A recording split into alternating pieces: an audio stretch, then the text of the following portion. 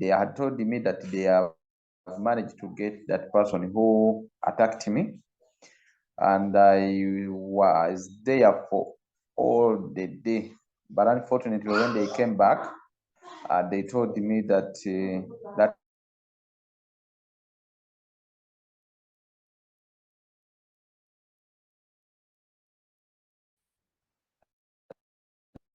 there was a lady who has made him to.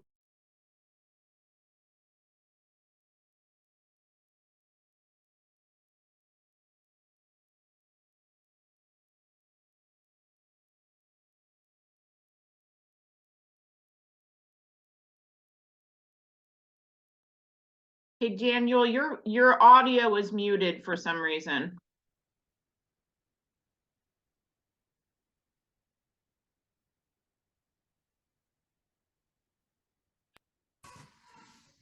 There you go.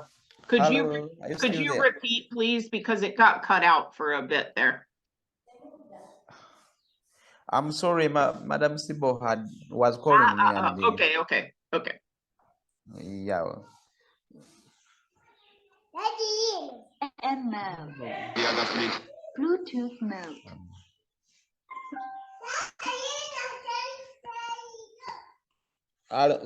Now you are hearing me? We are hearing you now. Yes, thank you. Okay.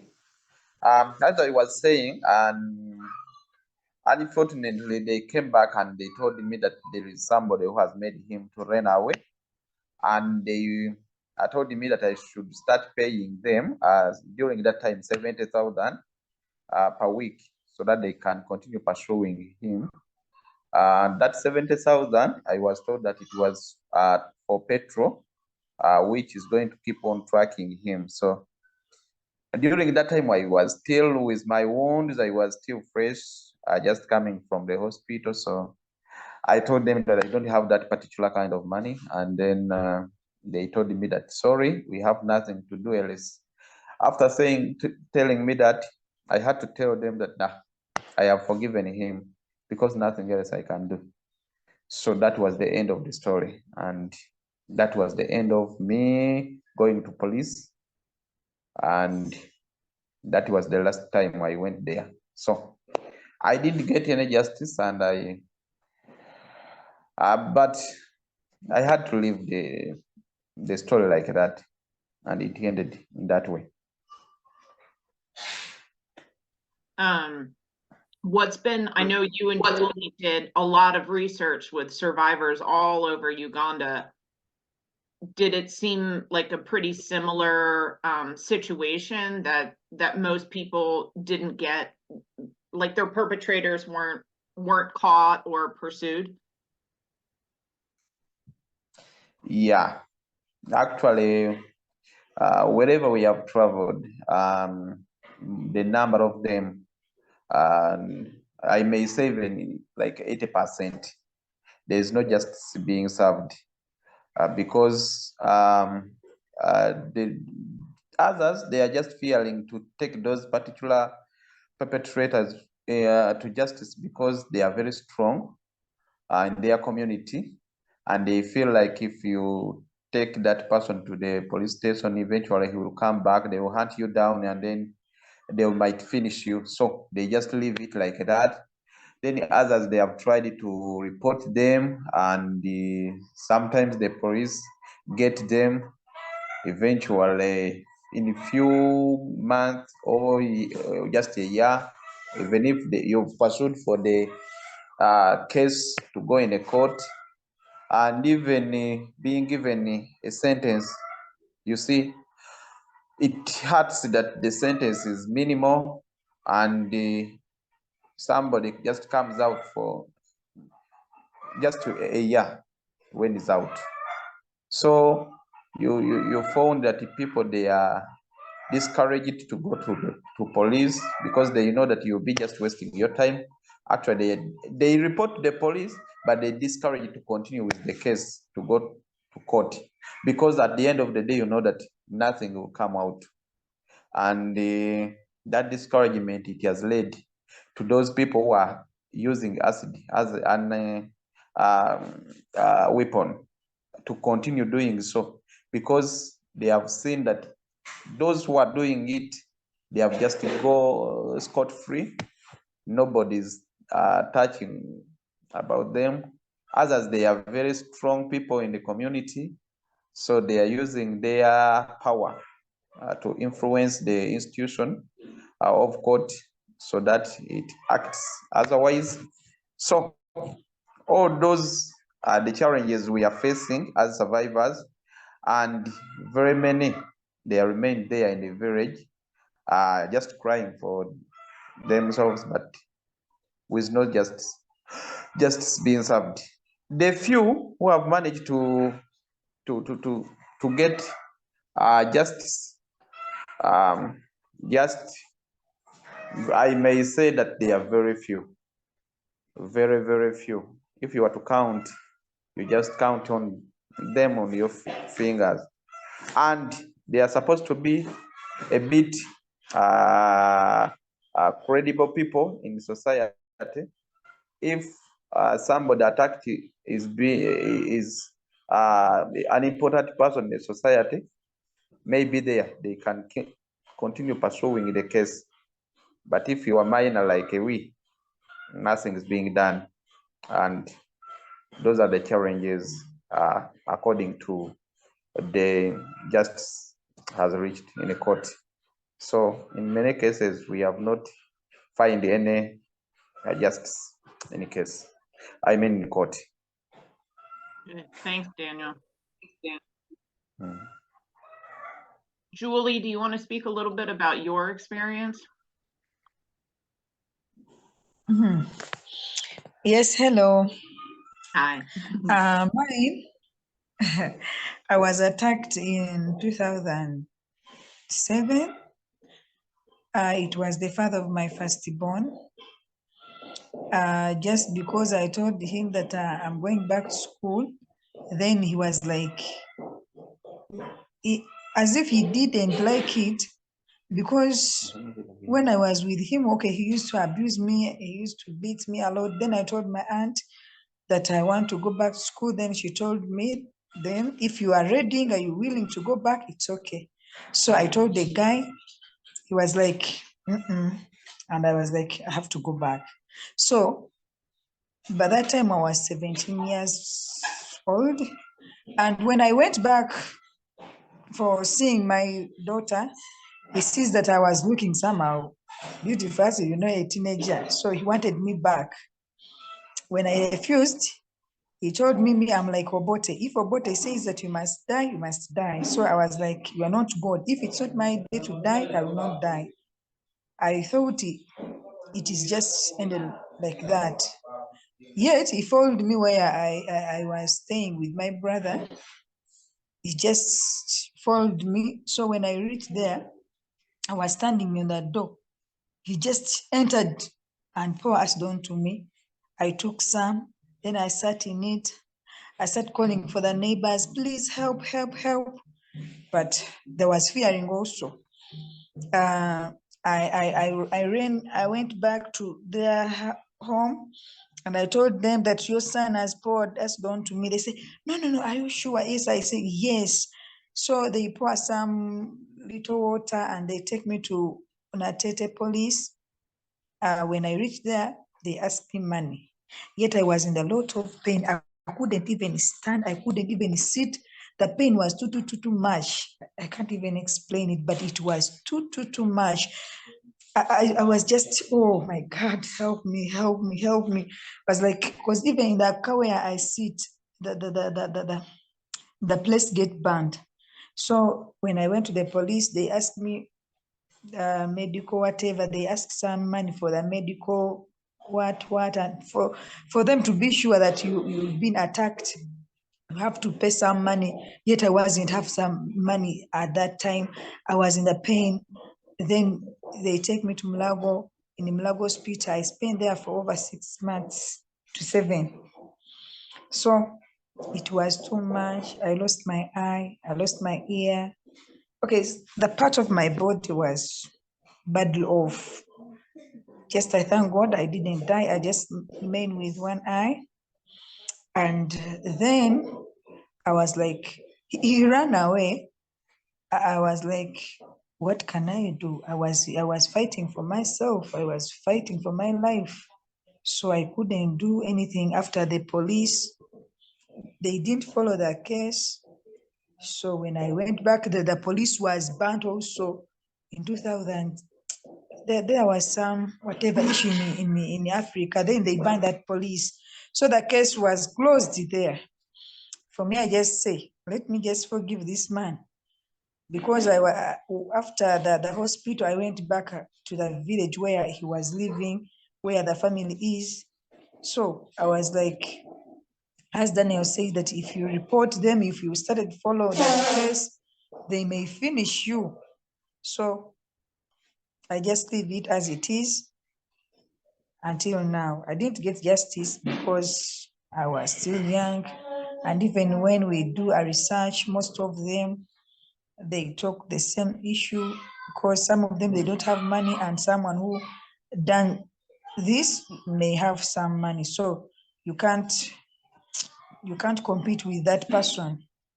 For my case, the family they was having money, and I was like, I was just have to buy medicine, blah, blah, blah, as you know. So things just went like that. There's no justice sometimes at all. You just walk away with your wounds, with your sorrow, pain, because after the attack, everything changed a lot.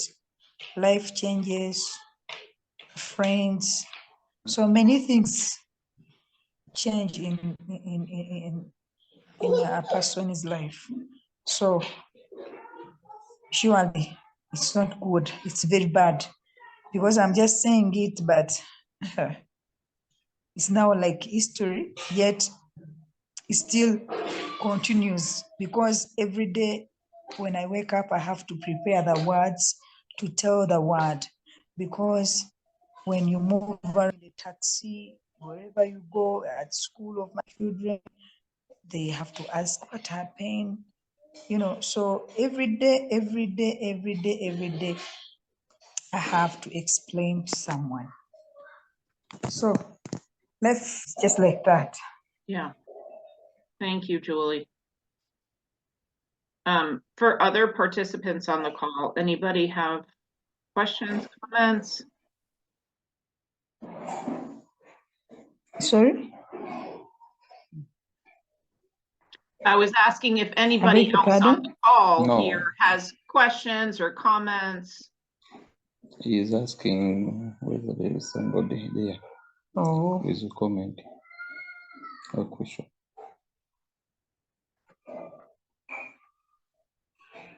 Doesn't sound like the legal system is very much help for you. Would that be accurate? Sorry, let me just see what I'm going to do. He said it. Sorry about it? He said it doesn't sound like the legal system is very much help for you. The legal system. Yeah, could you repeat? I'm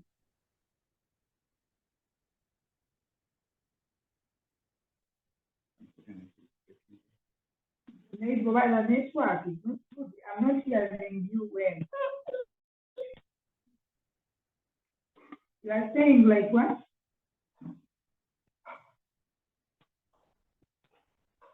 Hello? One of the participants on the call, John, he said it sounds like the legal system is not much help to you. Is that correct? Yes, not much help at all. Because here, when you don't have a lawyer, there's nothing you can do. Because you have to look for the money for the lawyer. Yet, if you don't have that money, nothing you can do about that. Some of them, they are in this village, they don't have that kind of assistance. You see, the problem so far we are still facing is that we don't have a clear law.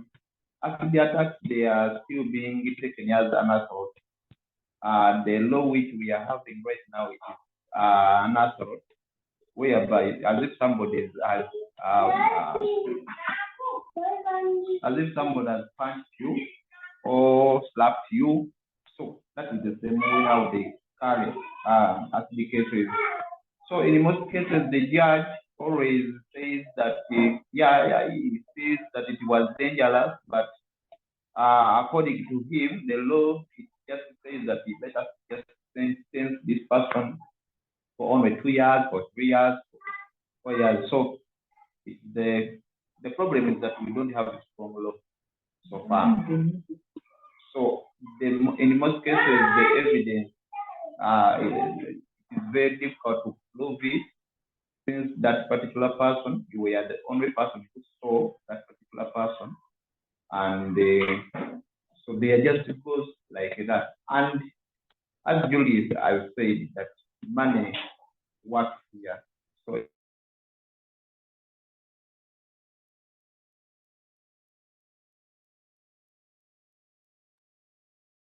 So it sounds like you're saying the legal system works a lot better for people who have money to pay people to really follow up on these cases. Yes. Part of my question has to do with the laws. Are there laws that make this kind of behavior that sanction it? And if so, how does that work at all to help? about the law, Sibo, or you can answer, of course, Daniel, but Sibo and Belinda are on the call as well, and they could also answer. Hello.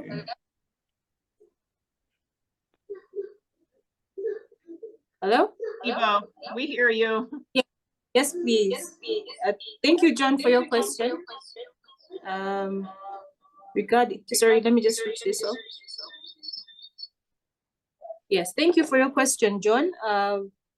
Currently, the laws we have do not suffice. Could you please repeat the question so that I can answer it accurately, please? Well, I was just wondering if there are laws that make this kind of behavior illegal, and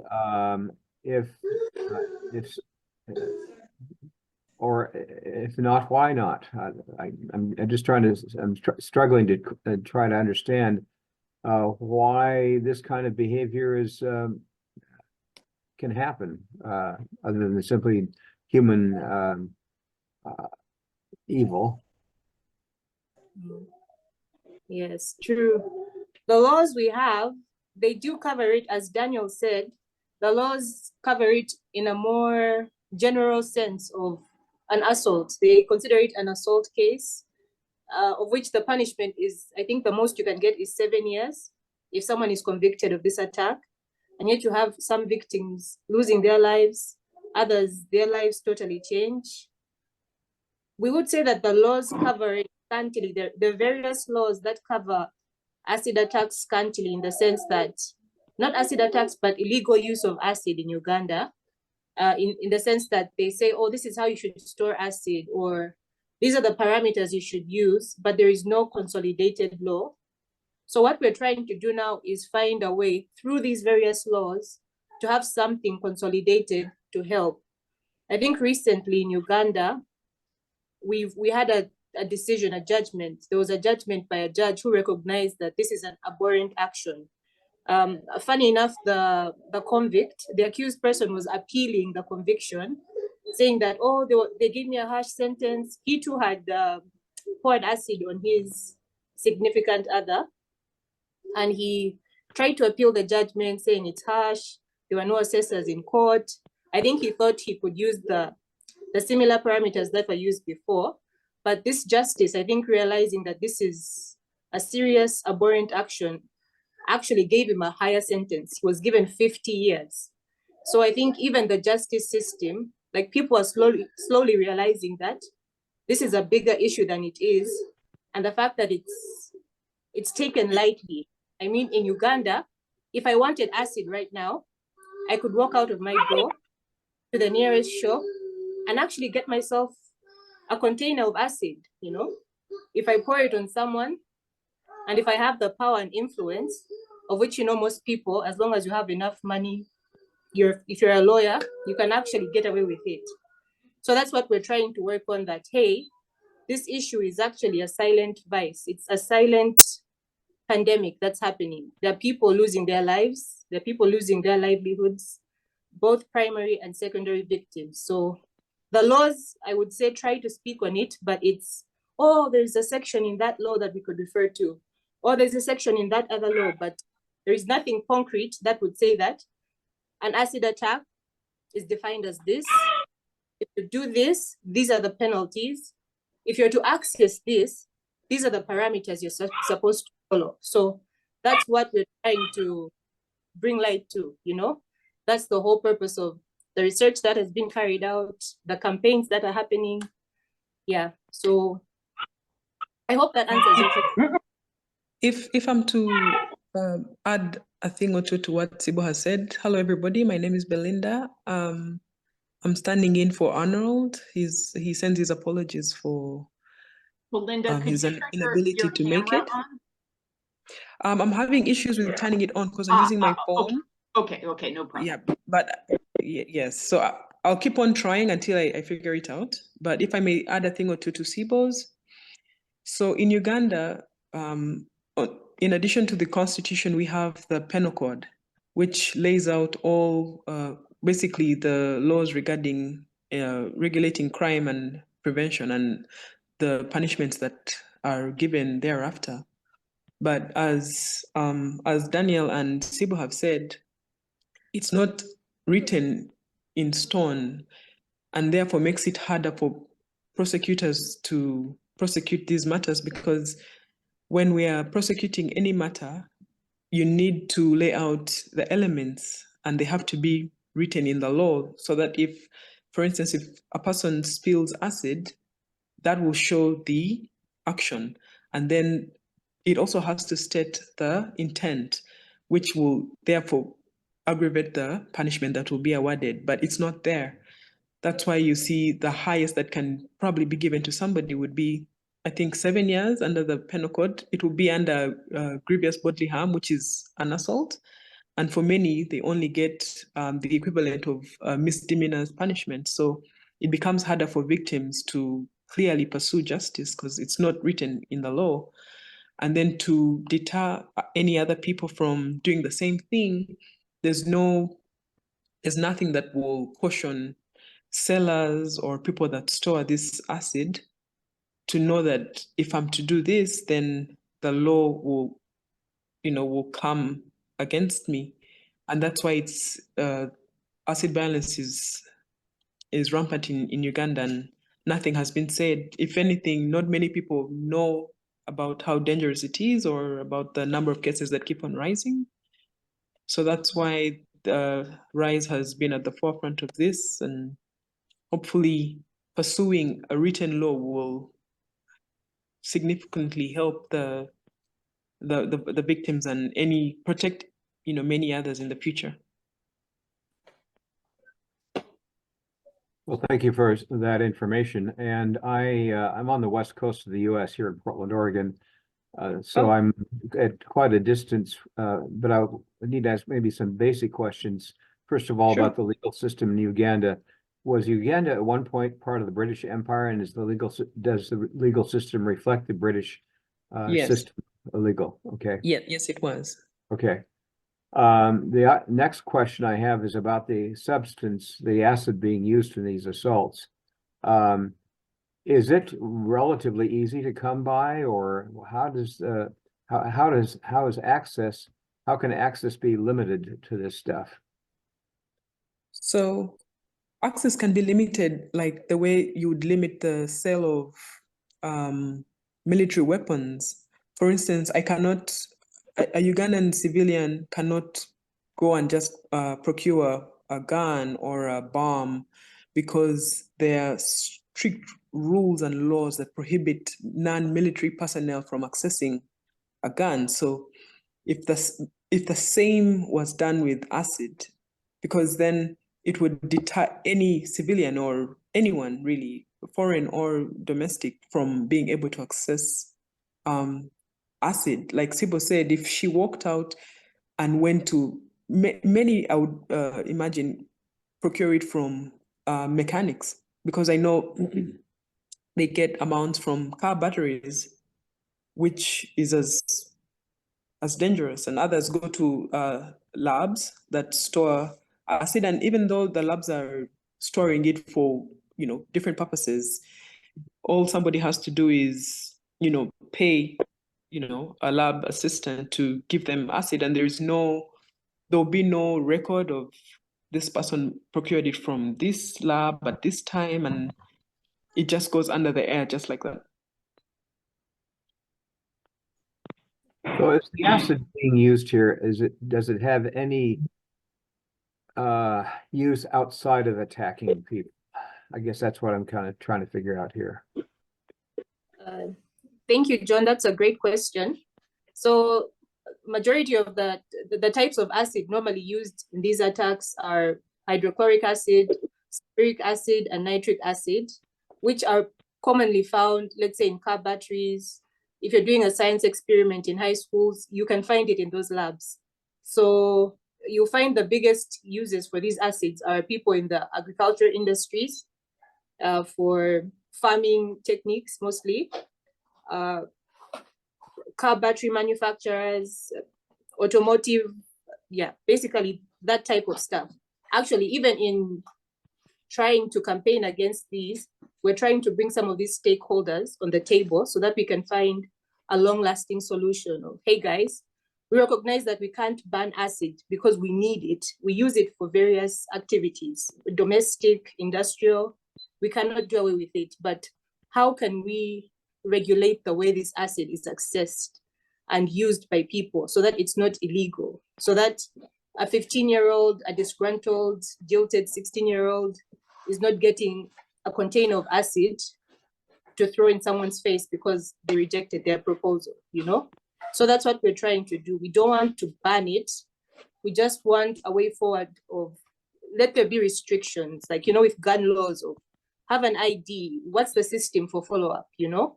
That sort of thing.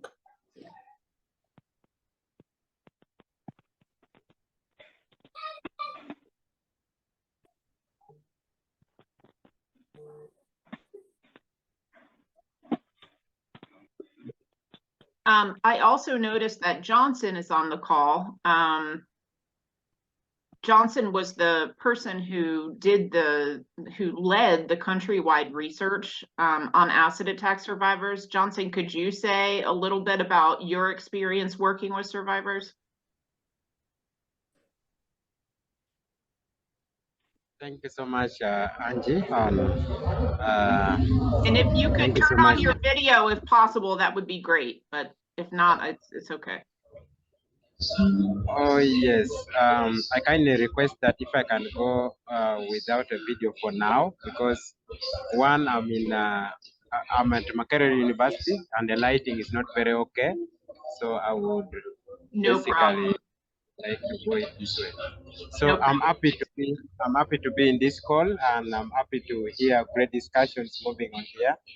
So we had a nationwide research conducted through a peer-to-peer approach, where the acid victims and survivors reached out to the fellow survivors in order to generate key information that supported in writing this report.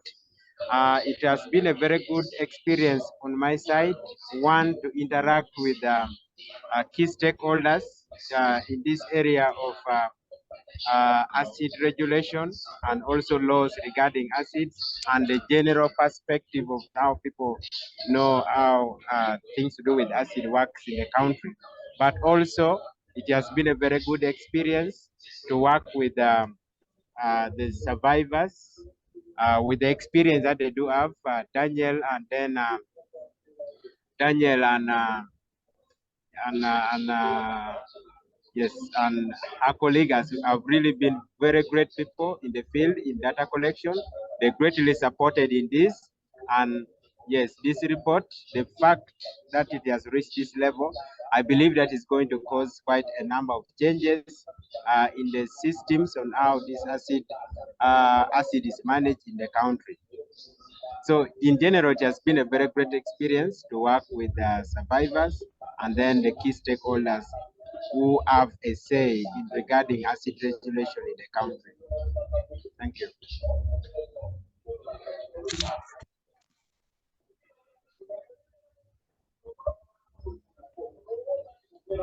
Yes, back to you, Angie, if you can hear me.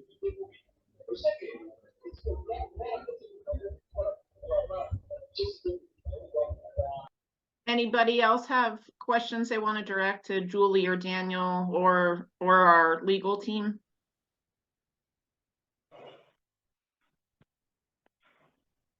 I'm just going to throw one out, and that is sometimes public service campaigns can have an effect on people's attitudes and behavior, especially among people for people that might become possibly might be inclined to commit these kinds of assaults.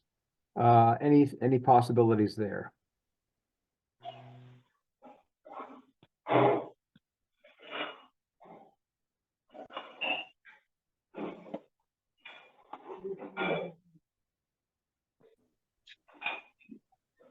Debo or here she's coming. Yeah.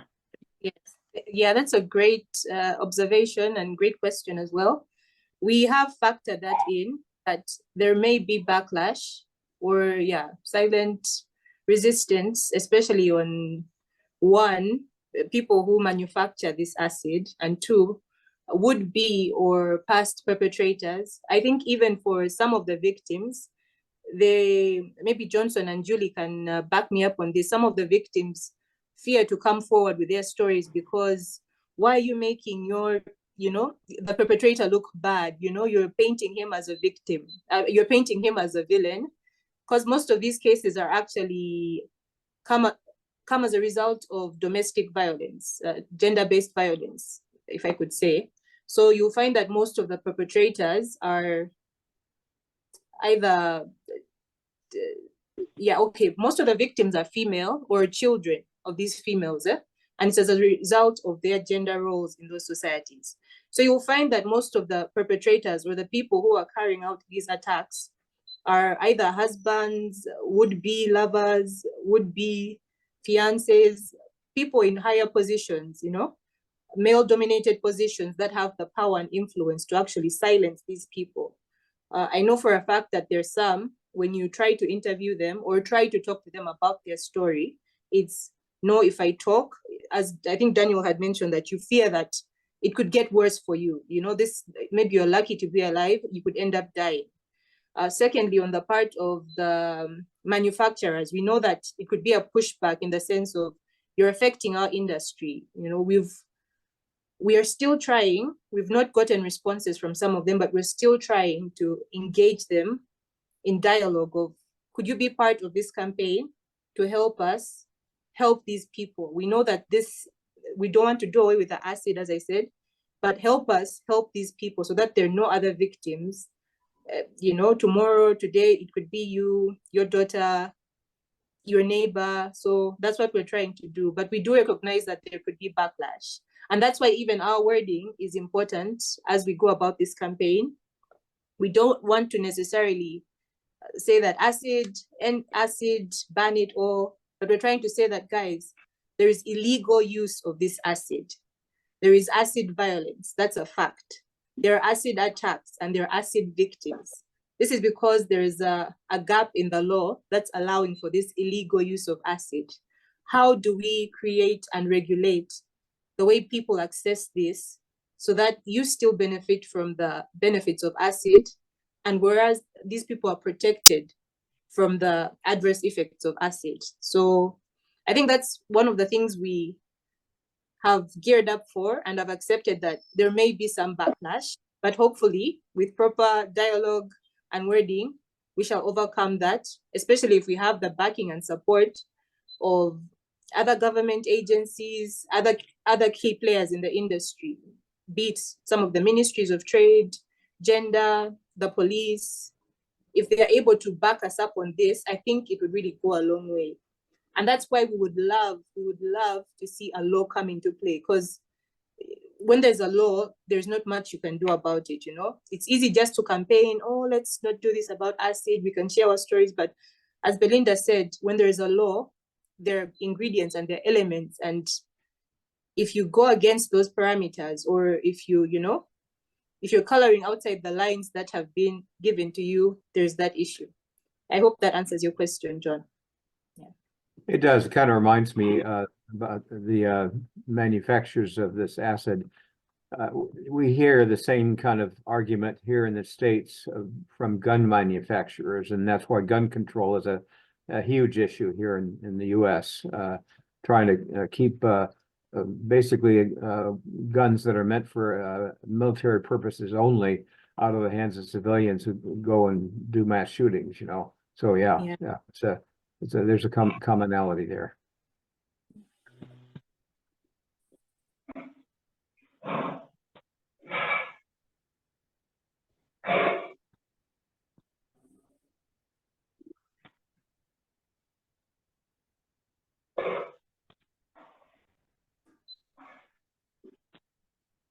Daniel, Julie, I have a question that either of you can answer.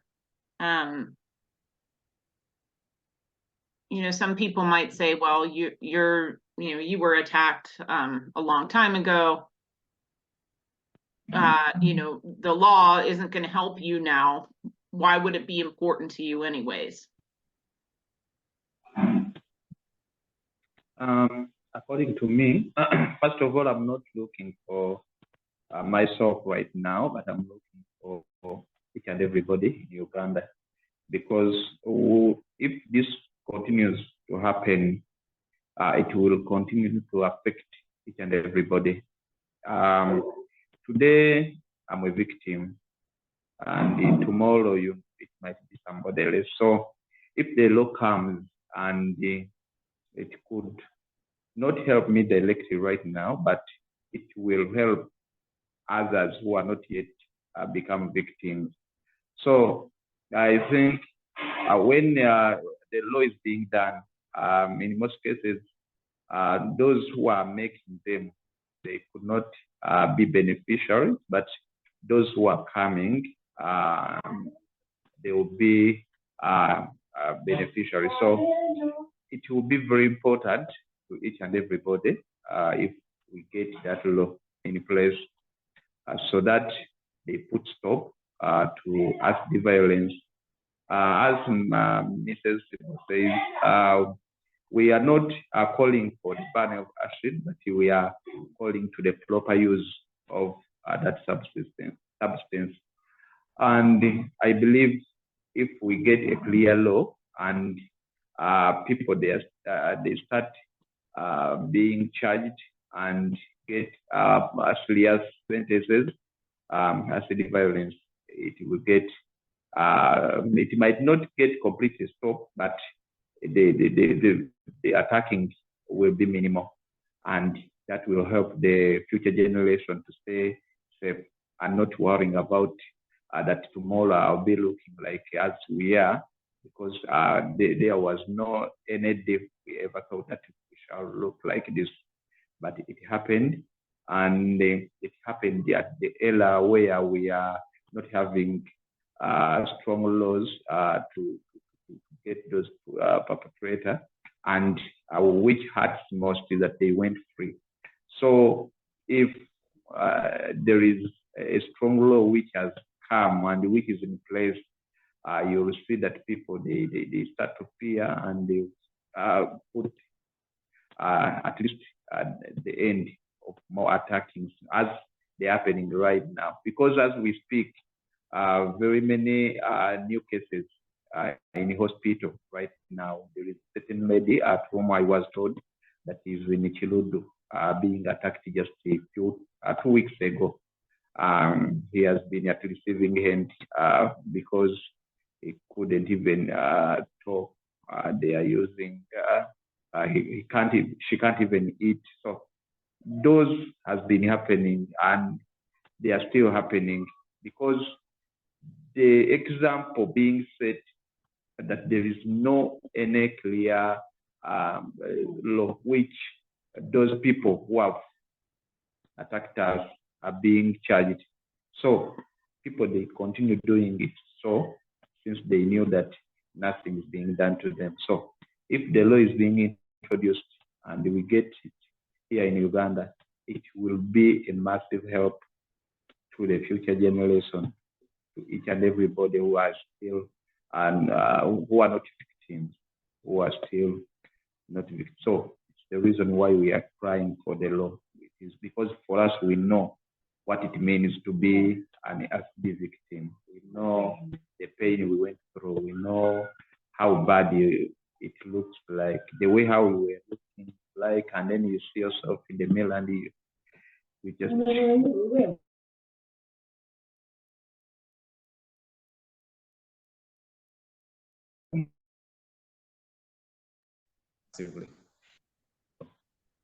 Yeah, nothing more, but I will say, if we get a law, it can help a lot to the new generation. To come in the our law. children. So if you get a law, it will help a lot. Let's be stop from us. The others can work with, because right now there's no one who can get it down. Because no one knows what comes tomorrow. Because you talk to someone in the morning, you hear another news, so there's no one who is done right now. Whoever is on your Facebook, there's no law against acting. Someone walks free. Yeah, so it will help a lot. That's why it should be crying a lot about the law and life. Yeah, put each and every thing so that you get a law against parents. So it will help a lot. You will be happy because it will help others. It will help many around the world. We do really need that.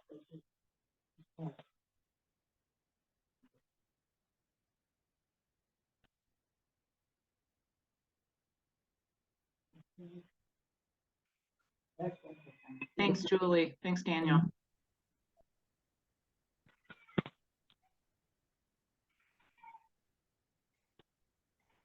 Questions from others? Thanks, John, for all your awesome questions, by the way. These are great.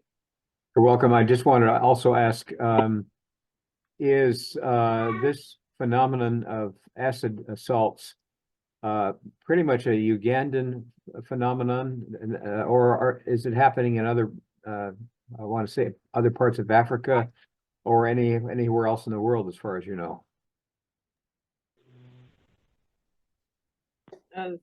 Another great question, John. Wow, you're really prepared for this. Eh?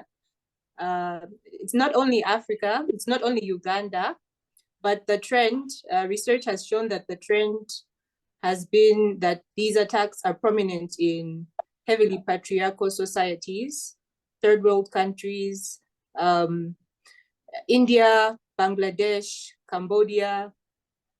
I think, if I'm not mistaken, those three have been also instrumental in trying to fight against acid attacks.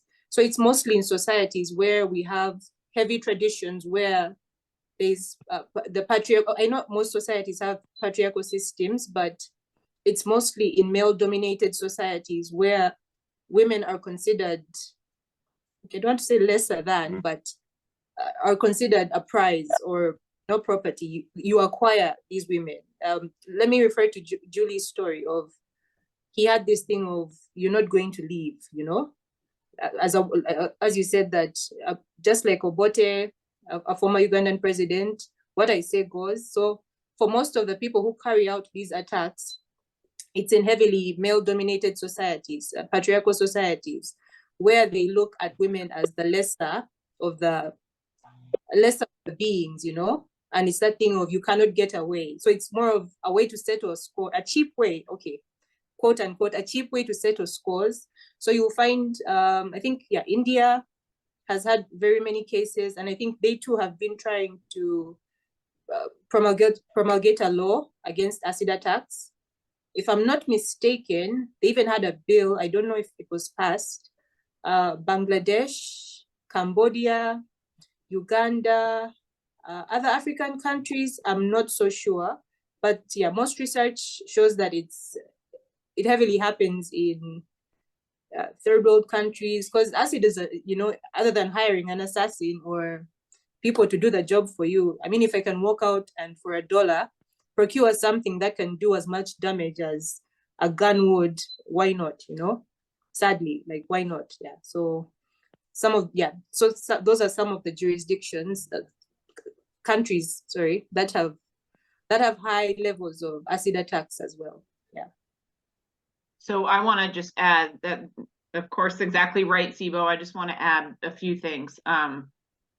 One of the reasons, really the main reason, that RISE decided to take on this big project of trying to get a law, which was way beyond anything we'd done before. But we see from other countries that having a strict law, a specific law, is the single best way of reducing the incidence of acid violence.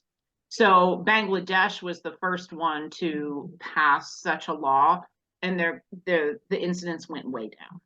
And so if we look at other countries, we know that this works. At least it works for those countries. The one other thing I want to add is, like Sibo said, yes, it's typically patriarchal societies, societies where there's a lot of corruption. However, the UK had the highest incidence of acid attacks in the world, either the highest or the first or second, in the last several years. And so it doesn't fit exactly acid is used for many different reasons and by many different types of populations. UK, it's often gang violence. Also maybe. Yeah, go ahead, Belinda. No, I was going to say also maybe because it's not looked at as a deadly weapon per se. That's why it's easily acquired.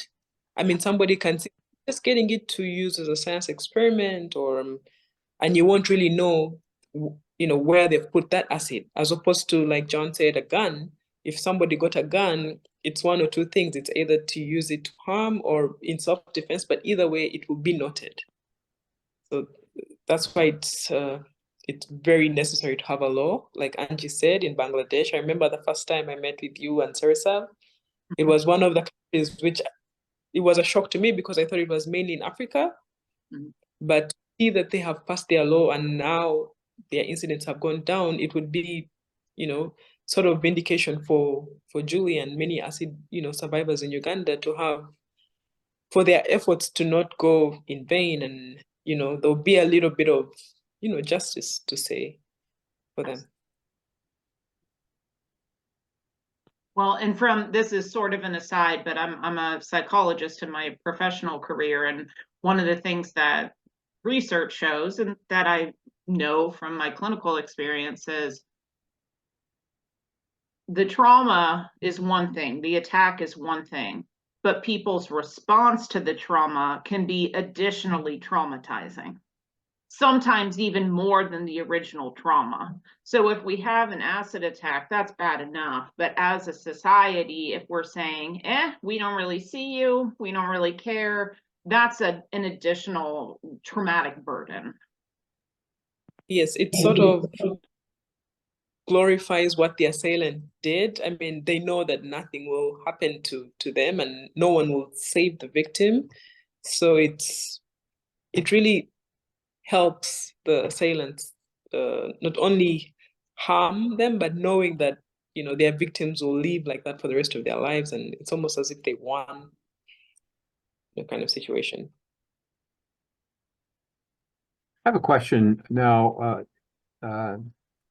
What can be done or what is being done to in the case of an acid attack, in the immediate aftermath, I'm talking about in the seconds and minutes after an attack occurs, for bystanders to help to do things to mitigate the injury. What do you have to say about that? Should we leave this for the or I think that would be best to know. I think the simple answer is flushing it with water. That's the single most thing that I've heard over and over and over is flush the wounds with water. But Daniel and Julie, you guys can speak to it better. Yeah, if you've been attacked with acid, the first aid, they have to pour you water, like 3 gel cans, or I've had some of them, they say all milk. It can help the wound to don't go deep. Yeah, so the first aid, before you go to the hospital, you have to use water. You have to pour a lot of water. So that the acid doesn't go deep in the what? In the body. Yeah, so that's the first aid everyone should do after being attacked. Yeah, if I can just interject, Daniel, before you go. Julie, you said so that the acid doesn't go deep. So yeah, that's one of the things that we at RISE have read is acid, of course, affects the skin immediately, but it continues to burn as it sort of burrows down. So if you can flush out that chemical reaction or sort of stop or slow the chemical reaction, that's the best first aid.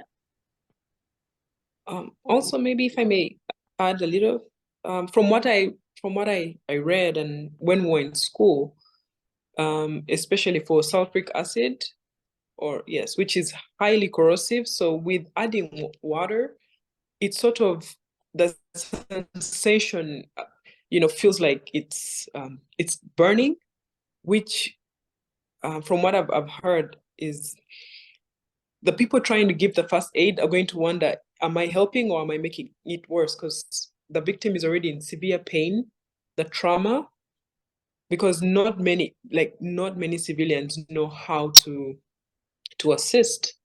The immediate thing they'll go to is water, like Julie said, but it's also something that's it's not really known to the general public to help victims immediately. I mean, I stand to be corrected.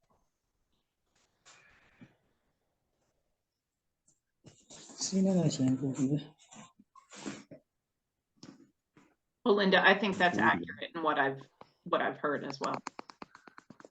Daniel, did you want to speak to that at all?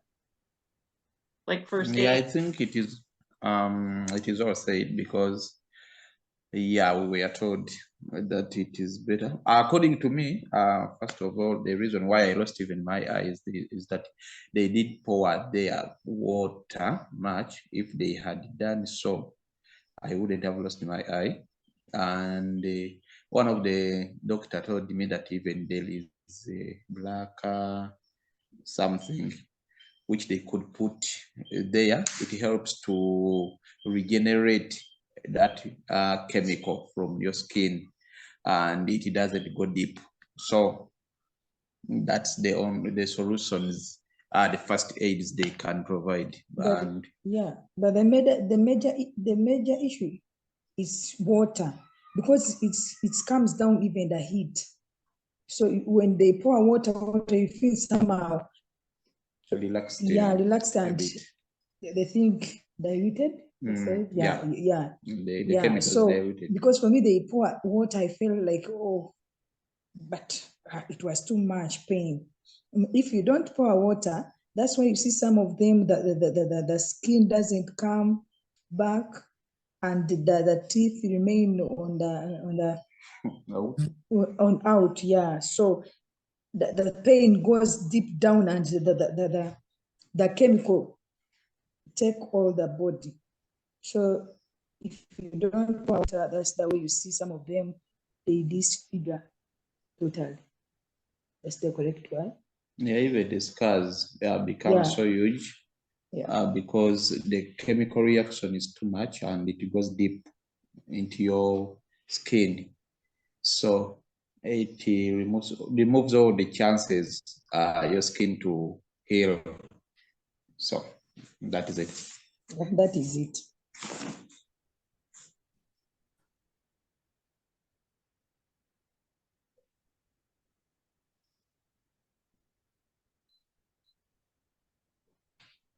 Any question? Another question? Hi, I'd love to ask a question. I'm Meredith. Nice to see you, Julie and Daniel. I got to be at the University of Cincinnati's event with Angie and Ellen.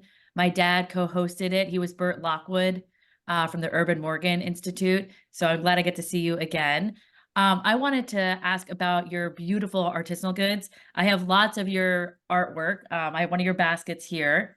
It's all hanging. And my good friend is on the call. His name's Jonathan. He also has your wall hangings in his house. And I remember during our call with University of Cincinnati, you briefly mentioned how you will make the baskets and sometimes use a natural dye for all the beautiful different colors, pinks and greens and blues. I'd love to learn more about your hand-on work, making the wall hangings and the baskets, and how you do the natural dye. So about that, here in Africa, there is some, how can I say it in English? Banana fiber. We have banana fibers, as it says, and we have Scissors. scissors. So we get scissors. I didn't bring them, but Unfortunately, it's a bit dark because the power is gone. the power is off. That's is why Africa. we use our lights here on the phone. But you mix colors. We mix colors. Like if you want blue, you mix it with black. It comes out green. So it depends the way you want the color to comes out. Yellow, you can mix yellow with black. You can get some blue. So it depends the way you cook them, because after you cook the soy sauce on the charcoal, then you put them in the hot water. You left them like 30 minutes or 20. Then you remove them. You put them outside the wire, like 5 minutes. Then you take it again. So it depends the way you want it to be. If you want to be light or dark, that's the way you leave the thing in the water. So afterwards, you bring your, how can I call it in English? I don't know how can I say it. Say it in Uganda, we'll interpret. Avocado. There's some things on the banana. Then the banana leaf. Then you cut the banana leaf, the middle thing. Then you cut. You put them outside the sunshine. Then I don't know if Madame Belinda knows the avocado in English. Avocado. Can you explain the one that? which comes from the banana leaf. But I don't know how to say it. Okay. Suggest that if they get some time, they can have a video illustration which would help, and then show you the process.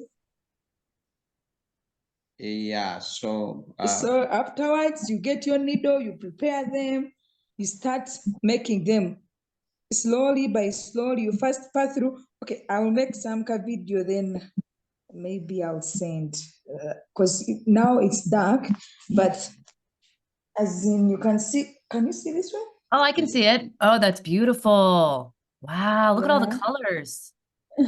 So you mix this one, we call it nalongo. I don't know how. Oh, I love this one. Yeah, Angie, add this to the website. the mother of twins. Yeah, the mother of twins, nalong. So you mix, and it depends the fashion you want to make. that's the way it comes out. Like this one, how can I, the light is. Yes, As we can in, see. if you want to make it like this, so Yep. this one's natural. Yes. You don't put any colors. So Okay. you just use sisal only, the way Yeah. you get them on the what? On the tree. So you make the fashion you want it to look. So this Right. one, it's natural. And Yes. there's someone we make through papyrus. Okay. Yeah, papyrus also, we use papyrus to make them. Then you get sisals, you make. So it depends the design you want to make in your mind. And this one, when you make this small one, the coasters, as you can Oh, see, yes. can you see this one? Yep, I have one of those. So you left the sisals outside small after making the little. Then this one, you don't tie them. You just make it to be like, so it becomes like this. Beautiful. So it depends. And this one comes from the paper. I make them, this is Manila paper? Manila papers. It's a plate. You can put some, Not food. even food you can put. Yeah, it works. You can put some peanuts, popcorns. So it's just simple. Some fruits. It depends the way you want to use this. And this one is from the papers. You know papers? Oh, wow. Yes. Yeah, Manila papers. You get a needle, you start rolling them slowly by slowly, then you get a glue, you put on it. Afterwards, there's some varnish we use. The good one. The good one, so even if it goes in water, it doesn't. Being affected. Yeah. Oh, wow. So, and there's some peppers here. We make some bangles. How can I call it in English? Bangles. Okay, like it is called the bangle. bangles, but through the paper also. As you can see, this one, it's beyond the scars. Yes. It comes out, but you wear them on the, as you can see. Sorry, the power is gone, so we are in darkness. We are trying. I don't know whether you can see it. Yes. Oh, yes. Oh, I love that bracelet. But yeah, but it's like that. For me, I wish to appreciate you, Mrs. Meredith, for supporting and for purchasing our crafts. It's beautiful. Thank you so much. Our our crafts, and yeah, if you guys continue supporting us, we shall be somewhere, indeed, because that's what we do for supporting our families. Yeah. So we are just pledging to continue supporting us, and we shall also continue doing beautiful things and beautiful different things. And we want you guys to support Rise in everything, because everything we support, we receive it and we get it directly. So we are I actually have a happy question about to have such the people. online. Yeah, go ahead. Oh, I'm sorry. I didn't mean to interrupt. It's okay. If you can finish. I was just going to say really quick to Julie and Daniel, you're both so talented. Your whole team is so talented. And I want you to know that your beautiful work is all over the United States. I have friends in California, New York, Ohio, Florida. They all have your pieces in their home. So we will continue to support your both. And the whole team is so talented.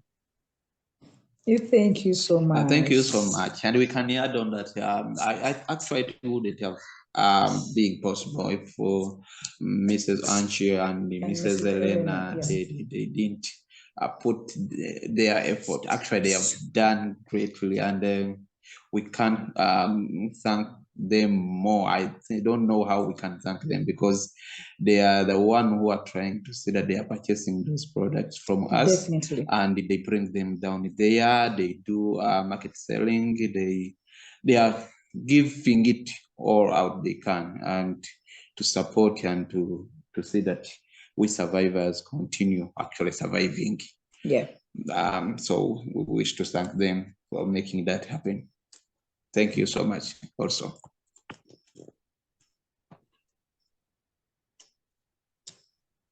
So about the marketplace, the online marketplace, this is going to sound silly, but I want to buy something from everyone because I want everyone to benefit, all of the artisans. But I can't always afford to buy a piece from each person. So in what way would be advised on how we can support everyone? Is it just simply by giving a donation, or does the money that is made within the marketplace get evenly distributed to all the artisans? Yeah, first of all, when Rise purchases our products, they don't select to whom to purchase to.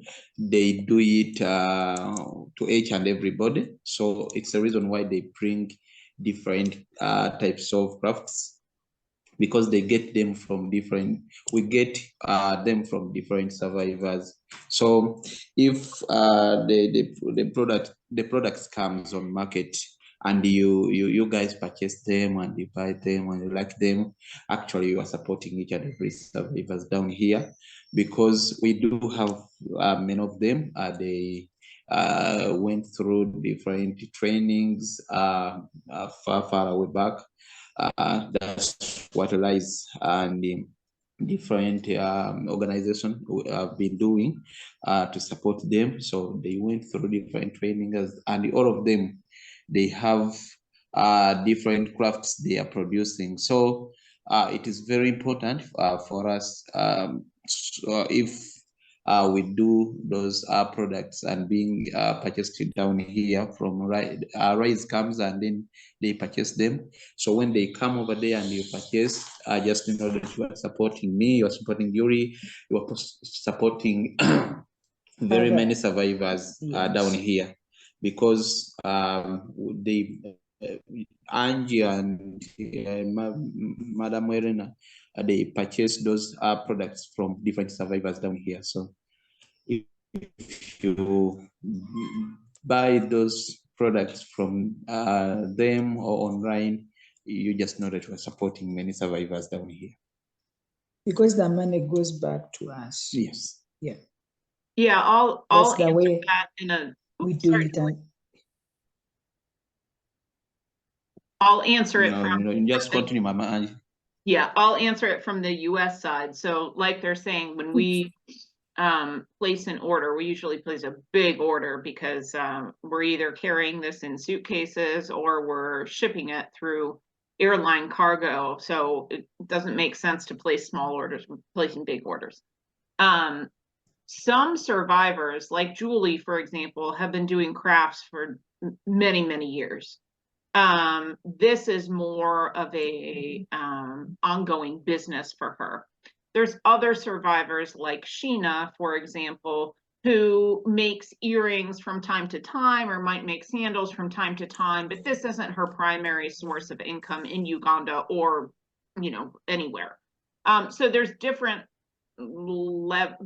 there's different levels for how I don't know how skilled survivors are in their craft and how much they want to produce. I think the important thing that Daniel and Julie were saying is,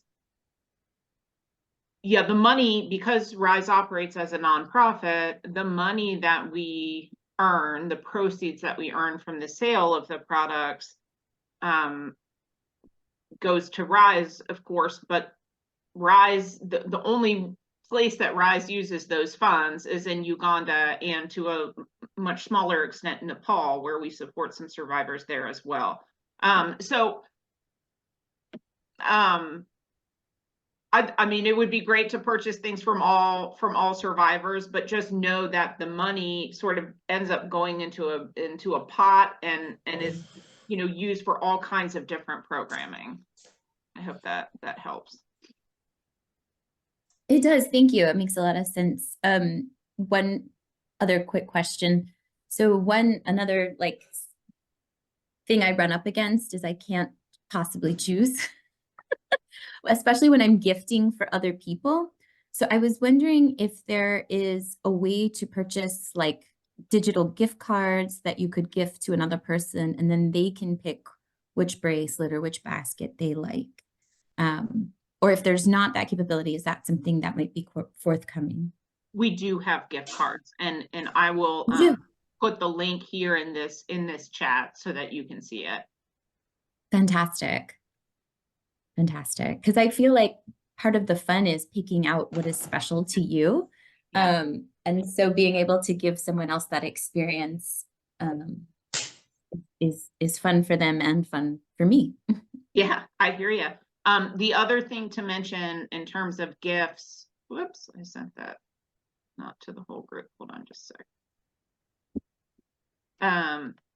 I'll send this link as well. So we've been selling some change maker bracelets recently. I have a few of them here, but these are small paper bead bracelets. These are wonderful because, oh shoot, I don't have a card with me, but what we're doing is individually packaging them and then putting like a little business size card in them that has a link to the petition and a link to the artisan marketplace. Part of the reason we're doing it like this is because we have to raise we haven't talked much about this on the maybe at all on the call yet, but what's happening in April is that Arnold, the Ugandan lawyer who's heading up the initiative in Uganda, is hosting 2 large-scale events with members of parliament, members of police, community leaders, medical personnel, asset attack survivors. This is all people who sort of might have something to do with acid violence and will have some feedback on the law or the bill that he has written. It's not very exciting to say, hey, help us raise funds to get someone to a conference. It's just not a very compelling fundraising thing. So that's part of the reason that particularly in the last few weeks, we've been promoting Artisan Marketplace, because the survivors have already been paid, the artisans have already been paid, and any proceeds that come in will go towards those legal efforts like conference fees and internet fees and all that boring stuff that it's hard to raise funds for. So you can check out, I'll put a link to Changemaker bracelets here too.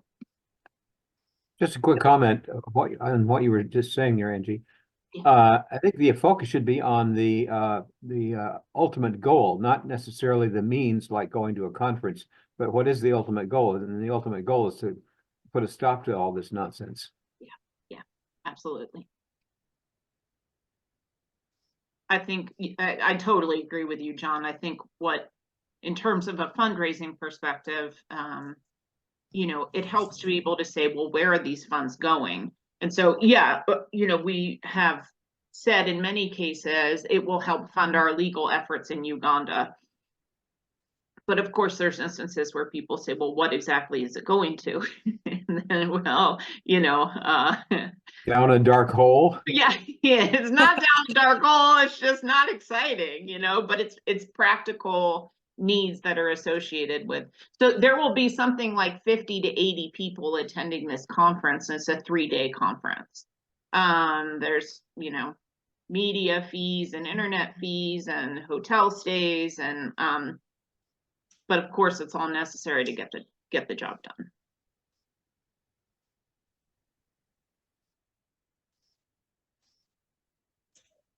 Well, thank you again for all that you guys are doing, all the ways that you are speaking out and supporting others, and to echo Meredith, the beautiful works that you guys are creating. I'm just really thankful to have, I don't even remember how, but at some point stumbled across RISE because I think it's a beautiful mission for beautiful people. And I just want to say thank you for all of those who make it happen. Thank you so much.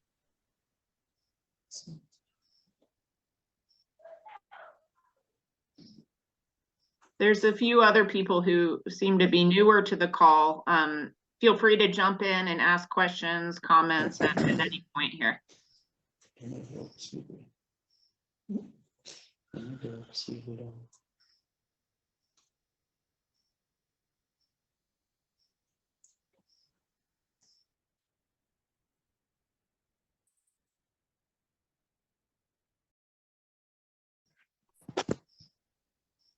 Hi. Hi, so my name is Amanda. I've been working with the RISE team on and off. Currently on leave, and I'm looking to be more active right now. I do help with the legal team, with communications, and yeah, some operations here and there. Thank you, Amanda. Thanks, Amanda. And we are very glad to see her and to meet her. Amanda, so at RISE, one of the things that Ellen and I often say, people will say, isn't it so sad, you know, the work that you do? And I mean, of course, it's a serious nature and it's sad, but we have so much fun. I mean, it really feels like a family. And so, Amanda, it's wonderful to see your face again. And I'll just share with the other people. I was in Uganda, I think it was 2017, and we were looking to get a little bit of media exposure. You know, I was just going to be there for like a week and a half, and Amanda had some friends in media, and so I reached out. I said, hey, Amanda, do you think you might get us, you know, some kind of interview, someone to write a story? And Amanda called me one morning in Uganda and said, Angie, tomorrow morning I need you on national Ugandan television. And so a lot of times that's how these things happen. And you know, I don't think I'll ever be on national TV again, but that was quite an experience. We actually had a very good press coverage at that time. There was a newspaper coverage. There was I'm sorry, Daniel, can you mute for a second? Okay. Thank you. We were on a radio talk show, one of the biggest radios, and one of the national TVs on prime time. It's a morning show that is very highly coveted. I called them 2 years ago asking for I had asked a favor basically, and they gave me a price tag that was just impossible. So it was good that we got it when we did. I'm currently asking for that footage so we could maybe clip it and just put it on the website, and so people can find the longer version if they do need to watch it. Yeah. Thanks, Amanda. Yeah. Yeah.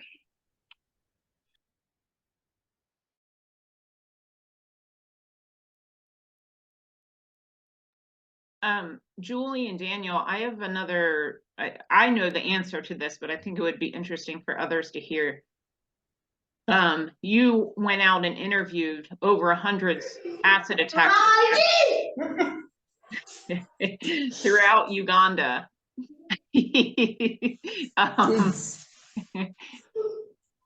Could you say a little bit about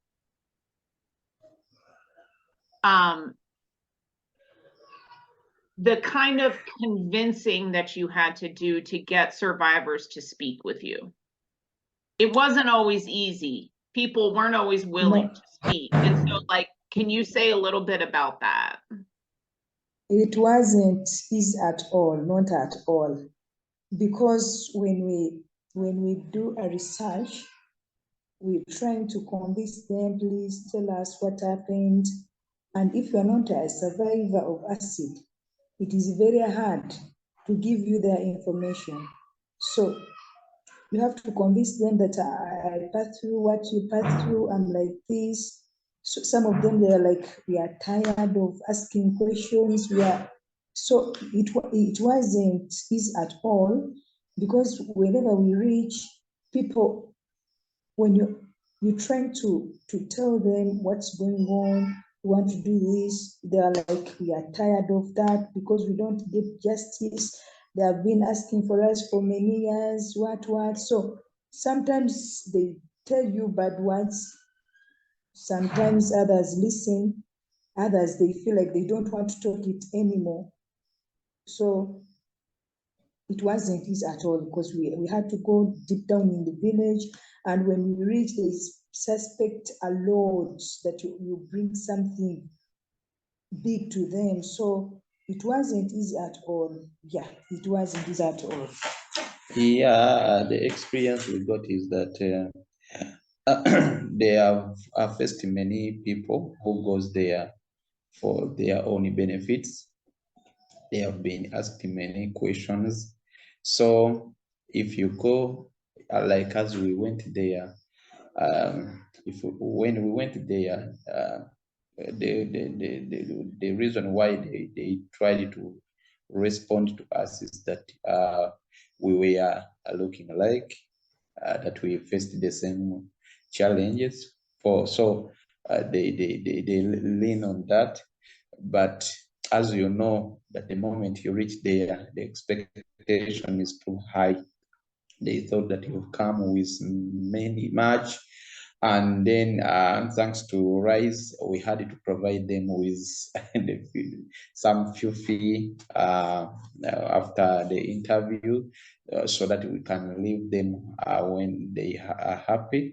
That costed us a lot. Actually, we spent a lot into that, because whoever we interviewed, we couldn't leave him or her without anything. So we had to give them the small few we could manage. Rise provided so that, but as you know, it wasn't easy, because of many questions they had already faced.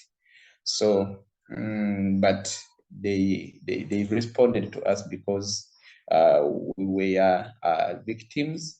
I know it's the reason why they were deciding to respond. But they were normally telling us that we are doing this because of you. But if it wasn't you, the victims, we couldn't have done it. So it is, we had to first, there are those one who were very, very strange, that we had to first explain ourselves more than 2 times, so that you can get her or his interview. Yeah. But there are those one who are responding easily. They are those one who are cooperating easily, but most of them, they were skeptical and furious to know, where are you taking our information? What do you want? At the end of the day, which benefit are we going to get? They were always accusing us that after here, you will go and start making your money without coming back to us. Actually, that is a challenge, because even right now, if you want to talk to them, because we have delayed, maybe not calling them. But when you are trying to call them that, we need you to come, they say, since you left, you've been there eating money for yourself. They think like that. Yet we are doing it for ourselves. So that's the bad side of it. The challenges we get. But luckily enough, as the small amount we were providing them, it helped me to acquire those interviews, because we were sometimes moving with somebody who knows them, and first convince them that after the interview they will give you something, so somebody can then start to buy sugar or bread, because some of them, you find them totally in the bad state.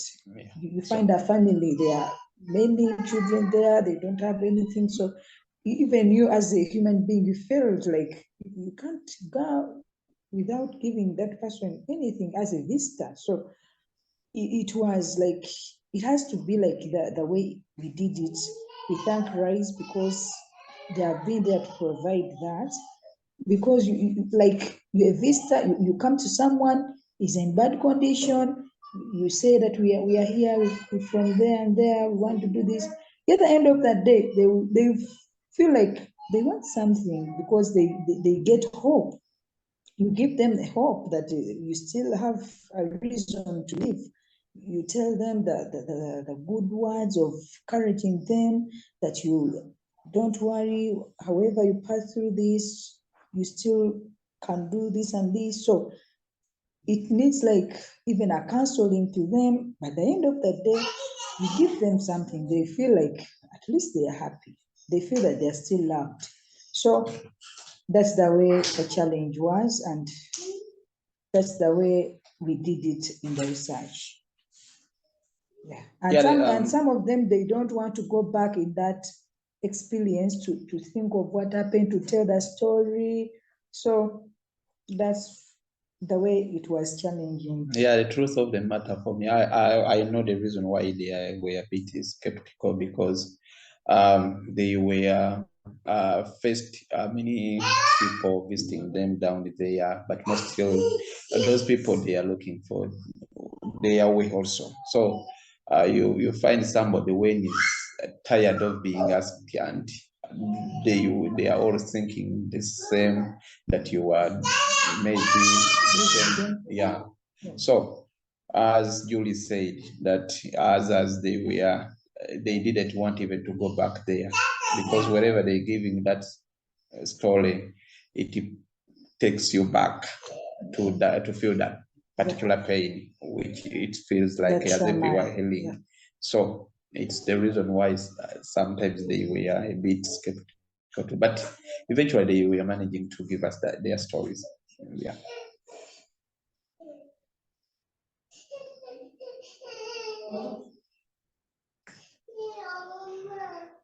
Is there any question?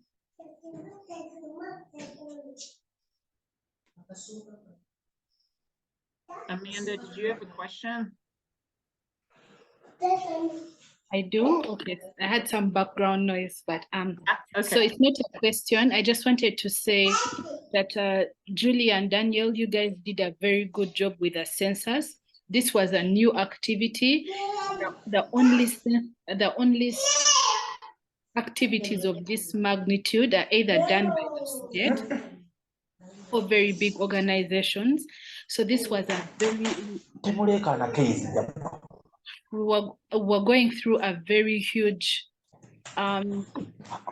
you were actually doing a countrywide activity. So congratulations on the job, very well done. I saw Johnson, who was our in-house researcher, a demographer. I saw him earlier. He's still here. So very well, a very good job done, Daniel and Julie. And of course, thanks to Angie and Rise for catching the vision and understanding the needs of the community. The thing that makes Rise different, and I've said this from the very beginning, the thing about Rise that is different from other non-profits is that we've all had the notion of white savior. Rise does not have that. It makes sure that in this instance, the survivors are doing the work. They know better, so they'll never impose it. Rise will never impose ideas. So it would have been out of place to have non-survivors do the research, the census exercise. So it was very successful because of the peer involvement, definitely. And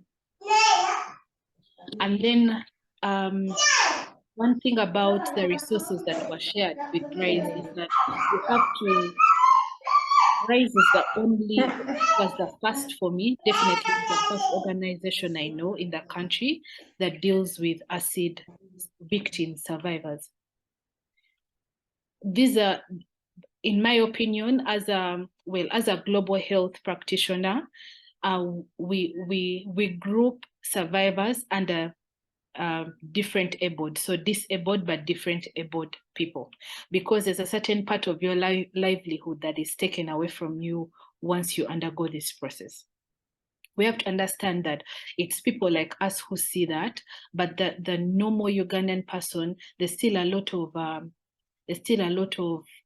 what's that word? It's not victim, stigma. There's still a lot of stigma that is involved, especially towards the victims. So they are not a community that has been empowered. So every time someone comes to them, even to do something for them that would benefit them, they want to get what they can get because they don't know they haven't seen organizations that are seeking to benefit them. Right from the time they get injured, from the time they go to hospital, I know RISE has single-handedly looked after some people in hospitals, from gauze to medicine to transport. So it's just that RISE is the first of its kind. And the Ugandan community is getting out of that system, but it's very used to handouts and not used to self-development and self-empowerment, which is what RISE is doing, and which, I mean, should be the model of every nonprofit that wants to benefit the people that it's serving. So it will come with time. So many people are catching on to the vision. There are so many other nonprofits that have been birthed out of RISE's involvement in Uganda. Some may acknowledge it, some may not, but they have been empowered. And that's exactly the vision of RISE.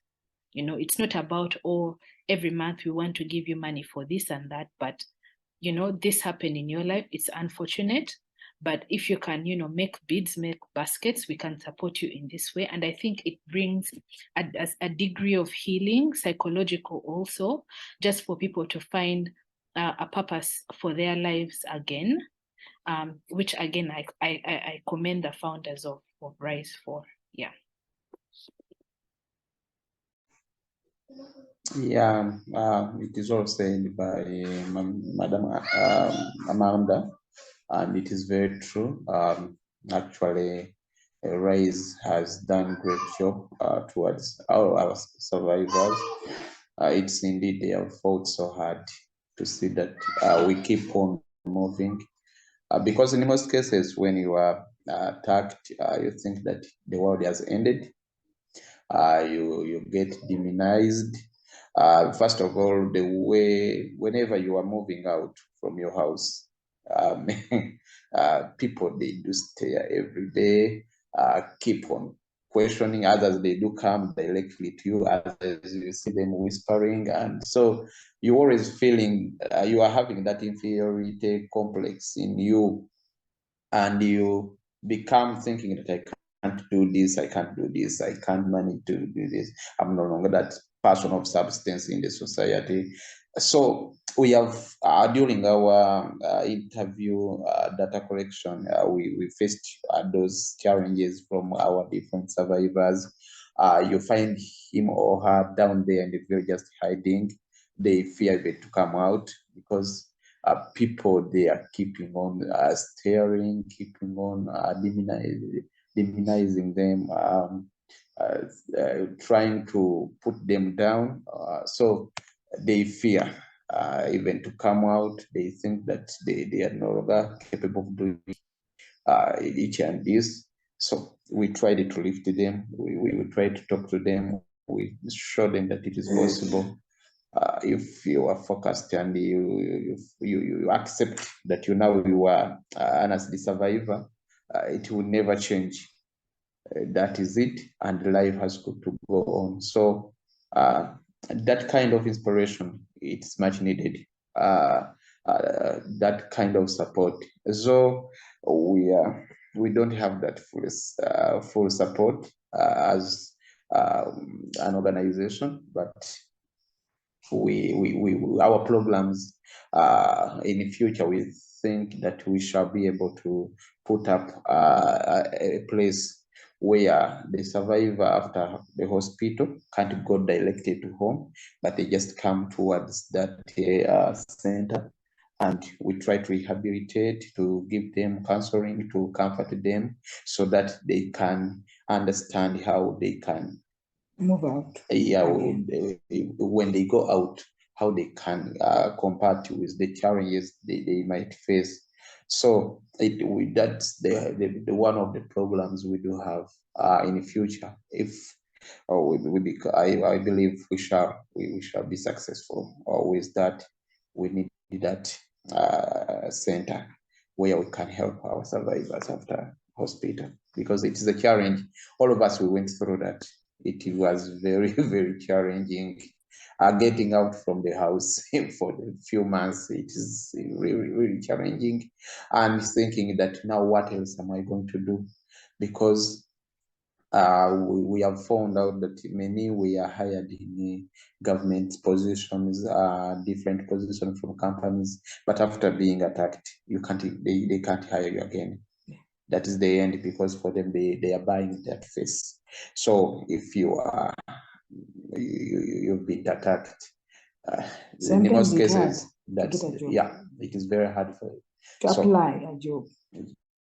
Even if you want to apply and you have all the credentials to become so, it is not easy to go through because of your appearance. So those are the challenges being faced by many survivors, and they are being down there in villages, not knowing what else they can do, but just to be there at the mercy of God. So we need the rise. When they came up, they tried to change that narrative, not giving us or handing us money all the time, but showing us that we can do something tangible, which could help us to succeed.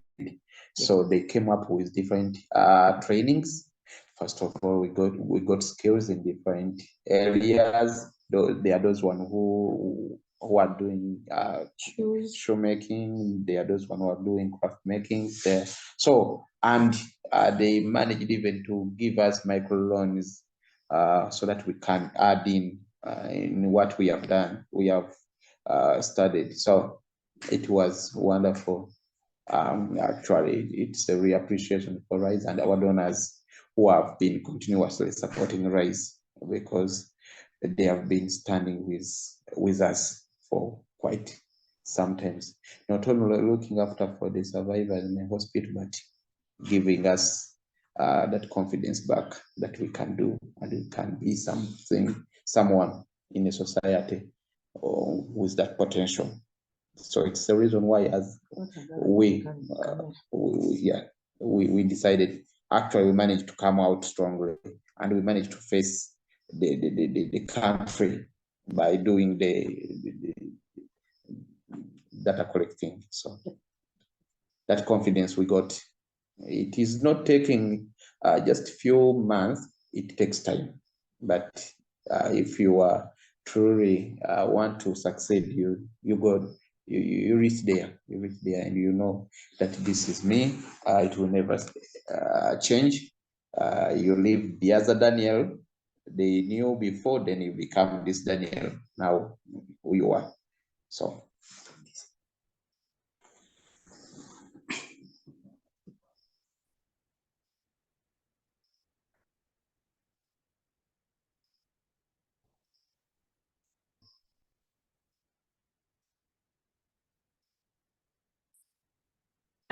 you guys have been very complimentary about RISE, and I appreciate it. I want to just say a little bit for those who haven't heard this story about how I got involved with RISE in the first place. Well, how I ended up starting RISE in the first place. Like I mentioned earlier on the call, I'm a psychologist. I was in Uganda. I'd been there before, but I was in Uganda in 2014, and I was actually working with a refugee center there, so nothing to do with acid attacks.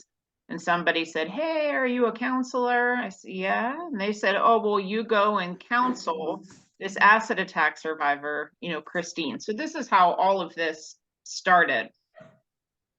I bring this up at this point because I remember being in Uganda, knowing I was there for about 8 weeks at that time, and I knew I was going to have to go back home and to Cincinnati. And I felt really conflicted about it because I knew that for Americans who haven't been in that kind of setting, it wasn't as though I could say, well, Christine, after I stop working with you, then you can contact such and such agency or such and such organization or such and such, disability office. Those things don't exist in Uganda to the extent that they do here in the US. So I remember making a decision at that point, or knowing I was going to have to face a decision. Okay, I can either stay in Uganda and continue to try to work from here to make a difference, or if I'm back in the US, maybe I would have more influence by trying to let other people know about this issue and connecting people in Uganda with the type of resources that we're fortunate to have been born into in the US. And of course, that's the direction I ended up taking. But, Amanda, it means the world to me that you say, we aren't white saviors. I never went about it with that in mind. But I'm glad that we act in that way because really Christine, the first survivor who I worked with, she didn't need saving. She needed resources. And so she needed connections to medical professionals. She needed some money to apply for a visa so she could get to the US for these surgeries. Christine could take care of herself. She just needed some support connecting to people who could help her. And really, that's what I view RISE as doing, is providing those connections to people who are willing and able to help.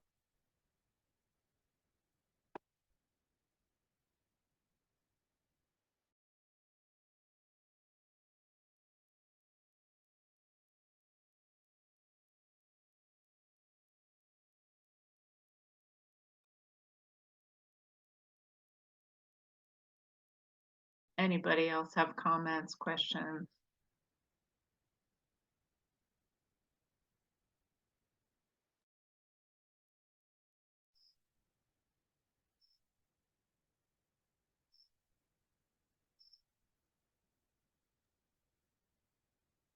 Actually, Belinda, I'm going to ask you to speak. So for those who don't know, Belinda is the wife of Arnold. And Arnold is the person who has really been the architect of our efforts to get this law. As Arnold said, I called him and said, Arnold, can you help us get a law? Which is pretty accurate. and Arnold said, let me try. So Belinda, you've been part of this process, for the last 2.5 years, directly or indirectly. Can you explain for American audiences the launch of the report, the state, like why are these things necessary? So with launching the report, the legal team alongside the survivors are going to explain how far the research has come and to assist all stakeholders in explaining really the how the purchase and storage and sale of acid should be managed in order to reduce on these attacks, and also meeting with prosecutors in the country on how to combat really right from the investigation process all the way to getting judgments against assailants. And that's pretty much what Arnold and RISE and the victims are going to do when they meet the lawmakers, because the report is what they're going to use for those 3 days, and hopefully it all comes to fruition.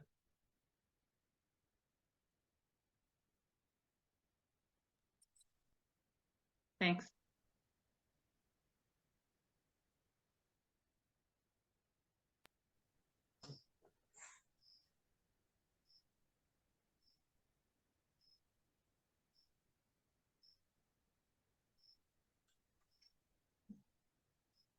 I think from my discussion with Arnold and Sibo, I realized that most of the invites have been sent out, and everybody's getting ready for the 3 days. I will attend by Zoom, and I'll be looking forward to any positive news regarding whether they'll table the bill, and then hopefully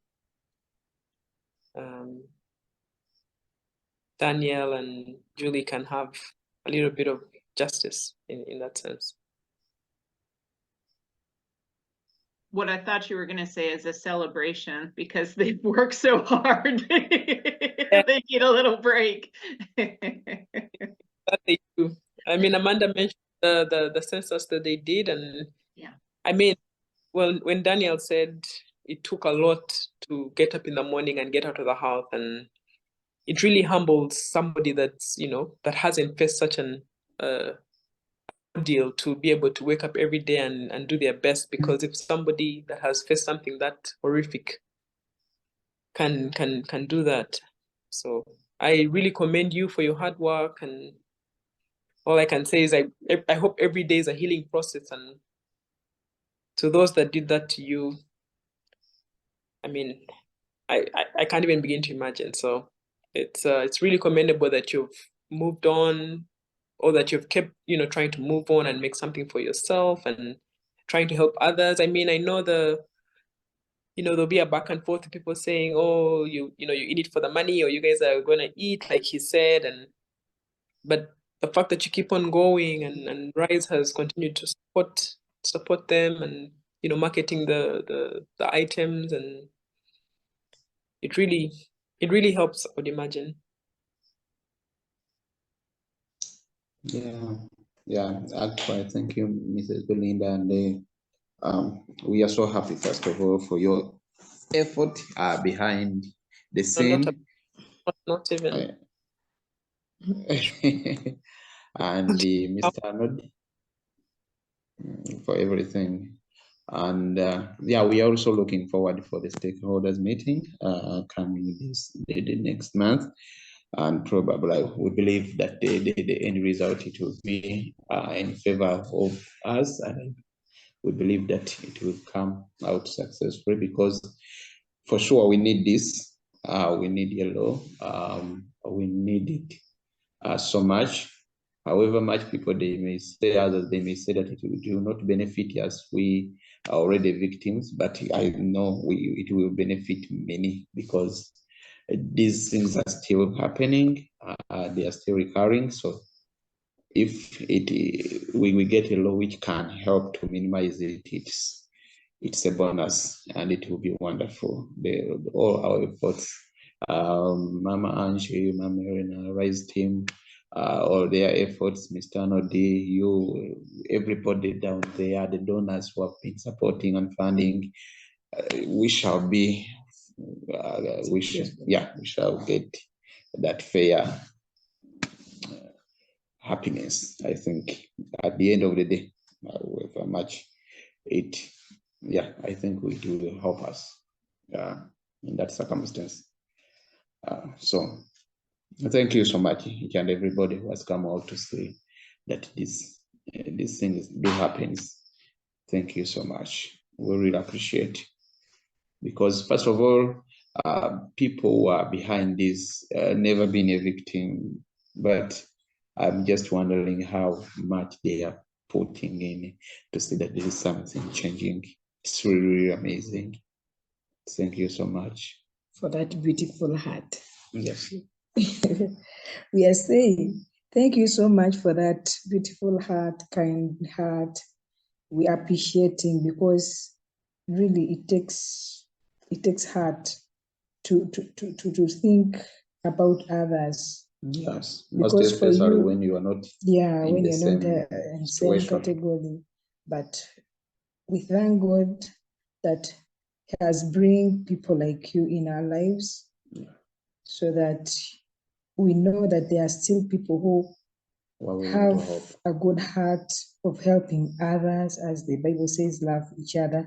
So we thank God for that you guys, you are still there behind our backs.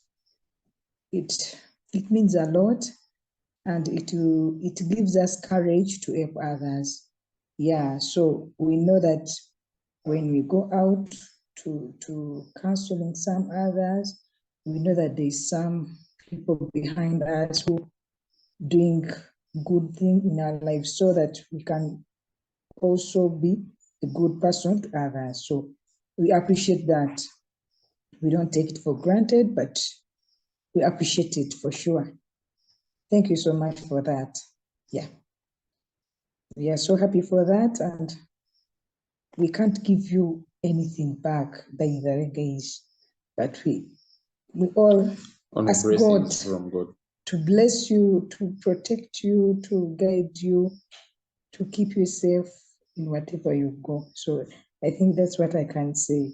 Yeah, that I thank God for that. And I thank God for my friend. She knows. I thank God for that. I'm so happy for that because she has been there for many people. We thank God for that. Actually, Yuri is a newly married person. Yes. Julie got married this week. Woo! That's a whole nother topic, but Yeah, she's married to her beautiful some boy. So we thank God for that. That there are still some good people, by the way, who can love us the way we are. Even Daniel here is a Salongo. He has twins. No, I can't celebrate about that. He has a wife, and also now me, I have a husband now. So we thank God for that, by the way, that there are still some good people behind the what? Behind the. And true, we are speaking this for Yeah. On behalf of our fellow survivors, sincerely speaking. Mami Anchi, Mami Irina, race team, donors, everybody, you've done a great job. And you are still doing so. Yeah, by the way. For that long, from 2014 to up till now. Until now. Because she has given it all. Let me first. She was a younger lady. Let me first talk.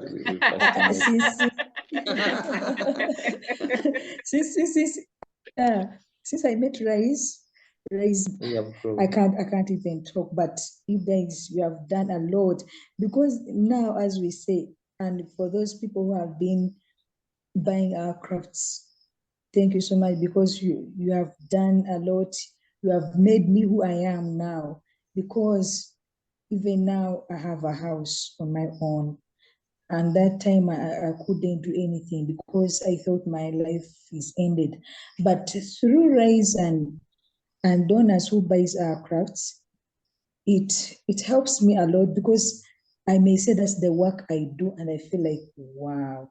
At the moment I get the order from Rise, I know, wow, my children are going to school, I'm going to get this. So I work when I feel like I'm happy, I feel like I'm going to earn something for my children, for my, So thank you so much, guys. I can't speak enough, but I speak my heart. Thank you so much, and I love you so much. You are so welcome. We love you so much too. You see, this smile comes from my heart. Thank you. I give you a shower. I know, and mine comes from my heart too. You know that. Well, yeah. Guys, let me just say, like, a concluding comment. It's 2:00. I'm so glad for everybody who could jump on the call. John, especially, thank you for all your excellent questions. We couldn't have selected a better person to be on the call and help guide the discussion. I think some people will watch the recording. So I just want to say one thing about the change.org community. Julie, when you're saying thank you to Rise, I owe a humongous thank you to the change.org community. You know, when we put this petition online, my goal was to get signatures that we could show to the Ugandan parliament. And we still intend to do that.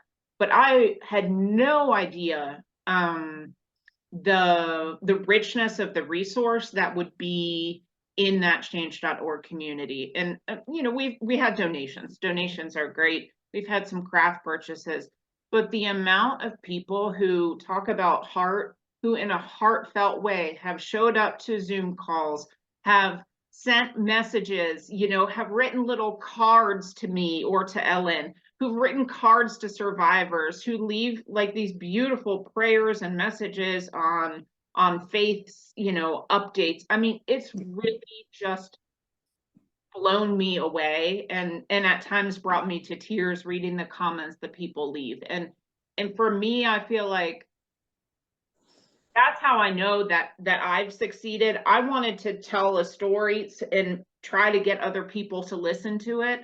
And Change.org, this isn't an advertisement for them, but I mean, they've just been an unexpected and wonderful resource for our little tiny organization. So, you know, for those watching it or those who signed the petition, just like, thank you enormously for what you've helped, how you've helped Rise grow.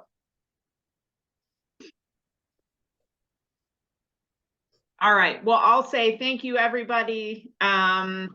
We'll talk again soon. Sure. Okay. Everyone. Thank you.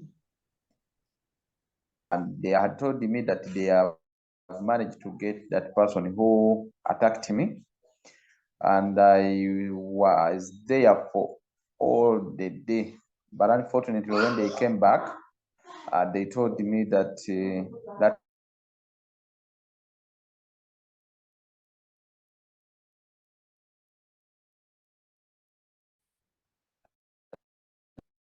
there was a lady who has made him to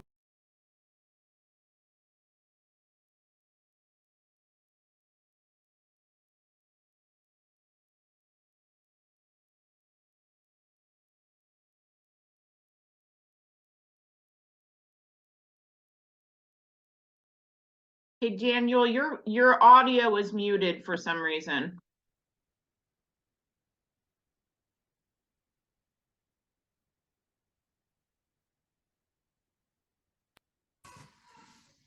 There you go. Could Hello, you repeat, please, because it got cut out for a bit there. I'm sorry, Madam Sibo was calling me and Okay. yeah. And mode. Bluetooth mode.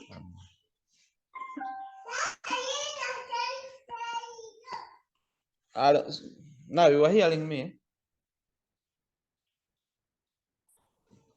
We are hearing you now. Yes, thank you. Okay. As I was saying, and unfortunately, they came back and they told me that there is somebody who has made him to run away, and they told me that I should start paying them during that time 70,000 per week, so that they can continue pursuing him.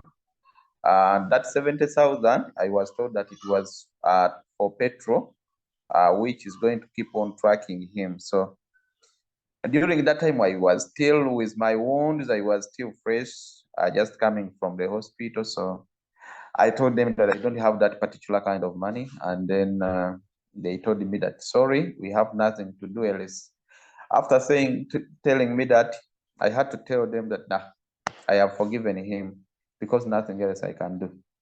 So that was the end of the story. And that was the end of